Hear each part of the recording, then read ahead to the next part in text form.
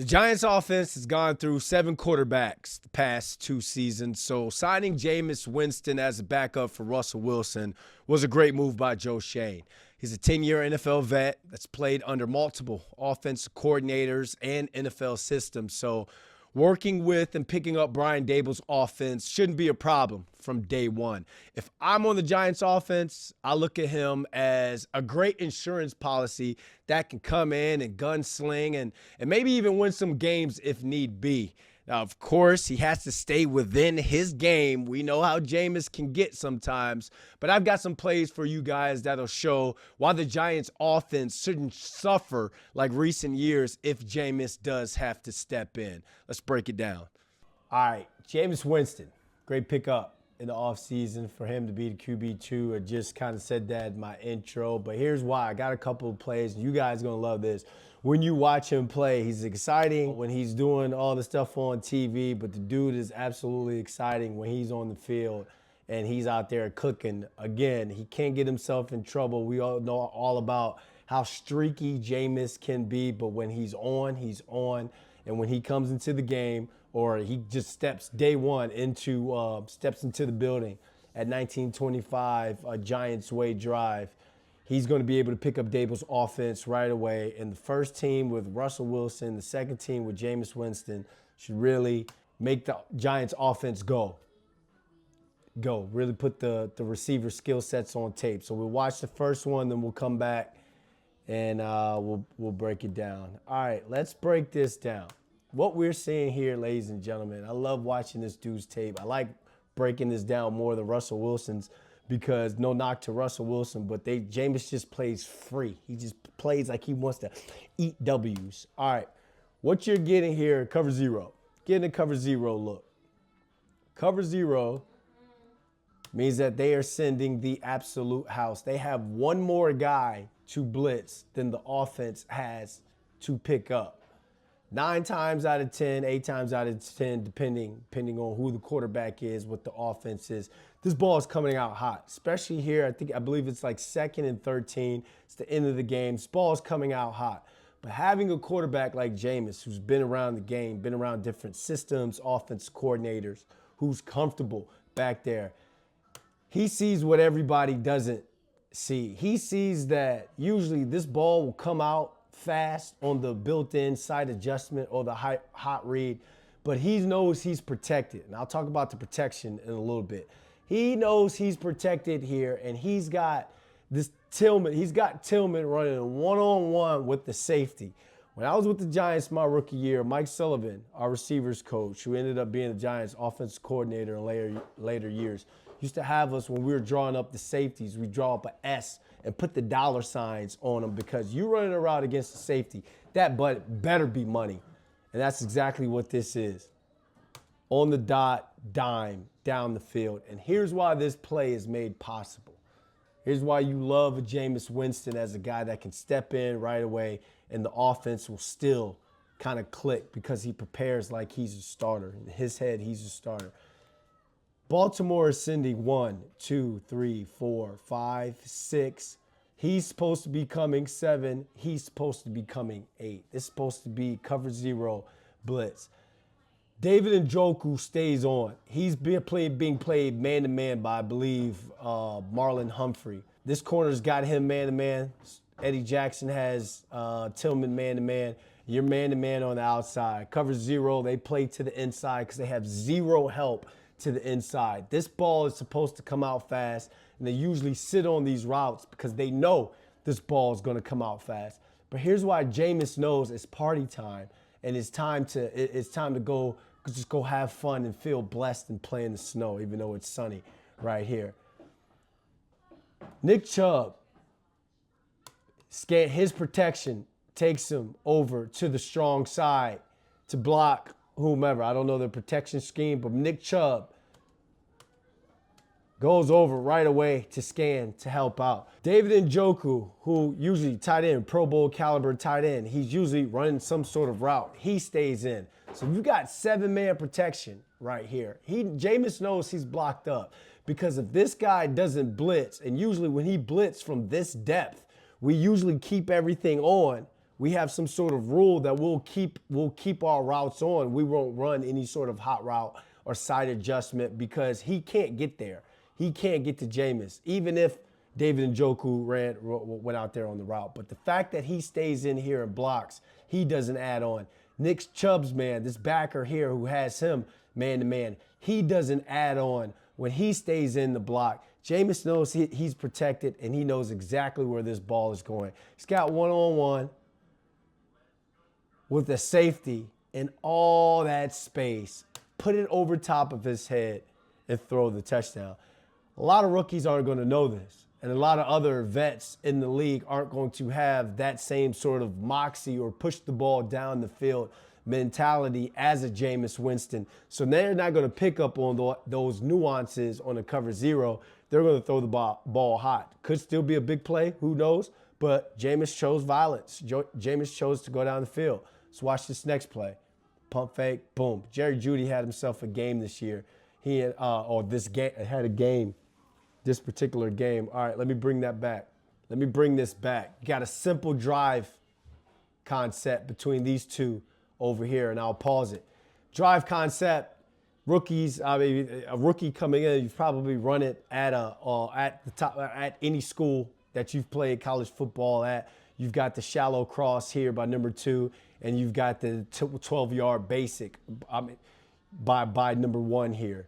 So you got the shallow cross where you sit down in zone, keep running versus man, and then you got that basic where you can wrap around, sit down, get big, present yourself as a big target to the quarterback in that first window, or you can keep running to the second window and kind of throttle it down, or if it's man-to-man, you keep running. If it's man, I'm running. If it's zone, I'm sitting it down. So here's where Jameis has just played ball a lot, played a lot of football. The pump fake here. And here's what that pump fake does. See this man right here. He's going to pass off this shallow cross to the safety that's robbing. The safety that he's an antsy safety. He sees this action. They're pretty much man-to-man on the outside. You got Patrick Surtain, one of the best in the game, man-to-man. He's not worried about that, so he's going to help out, and he's going to rob any sort of route that comes across the middle, or maybe if someone leaks to the flat or something in some sort of play action or whatever. But you see how nosy the safety is, and what does this do? Him jumping this and Jameis with the pump fake, all this does is put this, we're high-lowing this defender right here. You've moved too much to the inside. Now, you're too flat-footed right here. Now we know Jameis knows he's got all this space right here, right behind this linebacker right here, to which, again, they're high-lowing, they're 2-and-1-ing. And you got this nosy robber safety jumping the shallow cross right here that vacates this area. And now it's party time. Jameis Winston knows this. You see the pump fake right here by Jameis that looks at the safety to get him to pump fake this shallow cross, and now you got all this space right here. Watch Jameis right here, pump fake. Resets, watch where his eyes goes.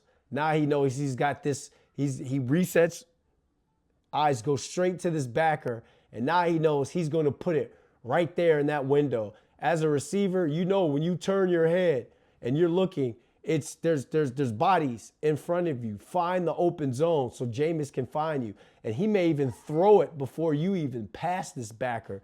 That's what you're talking about, playing on another level or being in tune with your quarterback and your quarterback knowing football. So again, let me rewind it just a little bit. Got the fake. Watch, you got Jameis with the pump fake. Draws the safety. There's the void. Boom. Get busy, Jerry Jeudy. Get busy. And look at Jameis running, having fun with it. Having fun with it. So when Jameis comes in the game, again, your offense from being able to call plays, being able to have a quarterback that can recognize defenses, get guys lined up, run a 2-minute drill. Dude, he's been in the fire before. So I think he's going to be a great backup for Russ and possibly whatever quarterback they draft if they do go that route. But he'll also push Russ in competition. He's going to push Russ to throw the football down the field because you know James is going to have fun with it. Here's a touchdown to Njoku, which, again, him knowing coverages, him knowing where guys are going to be. This one also, I'm not putting up any negative plays, him throwing interceptions or whatever, But this also is one of those plays to where it's like, all right, Jameis, you won as a gunslinger, but in future games, this could get you in trouble as well. We've seen that. So let's run the play, then I'll break it down. Touchdown. Njoku fits that ball in there. That's a tight window. And we're talking about the red zone. We're talking about from what? The 9-yard line right here. You got a single high safety look. You got some sort of run action, play action to kind of get these backers to step up.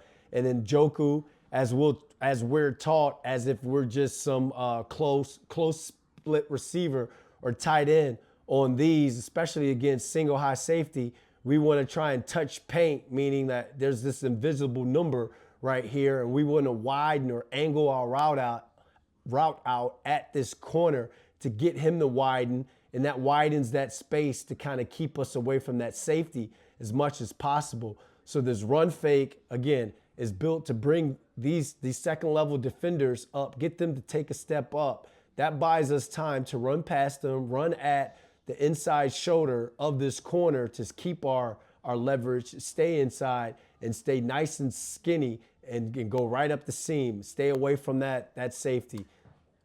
Jameis knows this. Puts the ball right in there. Again, the margin for error in the NFL. When you're on, you're on. Especially when we're talking about a quarterback like Jameis Winston, a gunslinger. When you're on, you're on. But two things could have ruined this route or ruined this play, ruined this celebration. Big play right here. I would love for, and I'm splitting hairs, I would love for Njoku to kind of attack a little bit more, to widen this corner out and to give himself and Jameis a little bit more room. But hey, he wants to run it like that. He's Pro Bowl guy. I can't tell him what to do. Again, splitting hairs, you want him to stay a little bit skinnier, you want to stay as far as away from this middle of the field closed safety that's sitting right there. Now he's caught Jameis's eye. He's sitting there off the play action. Now he breaks. Jameis wants to put that ball right between the 8 and the 5. Right there. Put it right there on Njoku's chest to where he can catch it, maybe catch it, turn, take the big hit factor away from it. This is what you want. But this is Jameis mentality. I'm going to push the football down the field. You want that ball to kind of be on you or getting on you right now in the perfect world as a receiver. Boom. Big play. But again, if Njoku bends that in a little bit more, or Jameis is a half a step late on getting that ball out there and getting that ball placed to the proper space, that can be picked. And we've seen times within games from any quarterback, especially in this tight area of the red zone, that could backfire and get them in trouble, especially a streaky gunslinger like Jameis Winston. But in this moment, this is what you want if you're a Giants fan. This is what you want if you're Mike Kafka, Brian Dable, and let's say, again, a team that's went through 7 quarterbacks in 2 years. If something was to happen to your starter, that this was the guy that comes in and it can still run your offense and still have the confidence at a MetLife Stadium to still let that thing fly, let it sling, to put points on the board, push the ball down the field. All right, I got this last play on here. It's kind of like a bonus play. Remember, he spent some time with the Saints, QB2 for Drew Brees, played under Sean Payton. He's home. He's back here in, not home. He's from Alabama, but they love him down in New Orleans. I shared the red carpet or the blue carpet with him at Michael Rubin's Fanatics party. They love him down there. You saw the content that Jameis was able to put out during the Super Bowl week. So down here, down in the boot, down in New Orleans, you heard me. Boom, run action. Love how he just turns his head, snaps his head right around off these run fakes. Loves it. Puts himself in position. Don't know why he didn't throw it here. Maybe he was a little worried about this backer possibly being in that throwing lane. Could be. Didn't like it. Comes off of Njoku. But what I like here, a pretty nice pocket here by the Browns offensive line. Pretty clean pocket. Gives him the ability to step up. And now it's time to get out. He ain't the fastest dude in the world. He's an athlete, but he ain't the fastest man in the world. But Jameis doesn't want to take off and scramble here. Jameis wants to push the ball down the field. His eyes, when he gets out of this pocket, immediately gets up and gets downfield. And he knows he's got, I believe this is Elijah Moore running down the field. And this safety over here, I believe this lazy cover 2 safety over here. Corner falls off. He's got no work.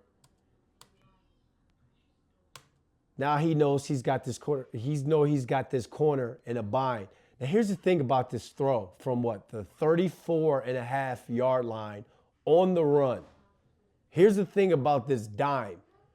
You know you have to put velocity on it, and you know you have to put some sort of touch or some sort of place on it because you have the back of the end zone out here. You're going to have to put it out there because this corner gets paid. This corner is going to contract this down, especially with you throwing it from the 34.5-yard line.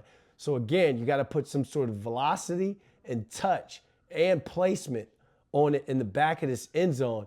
And that's exactly what, again, it's exactly what Jameis does. Fires it in there, puts it right there where it needs to be. There's no such thing as a defense or defending the perfect ball. And this is exactly what this is. Great catch by Elijah Moore.